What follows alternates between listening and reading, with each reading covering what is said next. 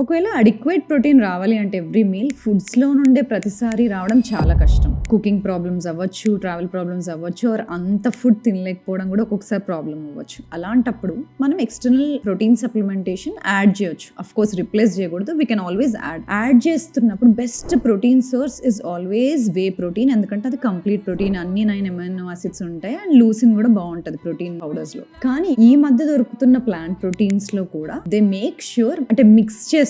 Usually 2 different types of plant proteins mix చేసినప్పుడు ఆ 9 different amino acids వచ్చేలాగా ఈ మధ్య చాలా ప్లాంట్ ప్రోటీన్ పౌడర్స్ కూడా దొరుకుతున్నాయి. సో ఎప్పుడైనా మీరు ప్రోటీన్ పౌడర్ కొంటున్నప్పుడు ఎసెన్షియల్ అమైనో యాసిడ్స్ అన్ని ఉన్నాయా, లూసిన్ ఎలా ఉంది, ఇవి చూసుకొని you can always add on to it. ఇది కాకుండా what else are required, creatine is also very very important ingredient. Of course severe liver disease, severe kidney disease ఉన్నప్పుడు you have to definitely avoid excessive protein intake కానీ or creatine supplementation కానీ.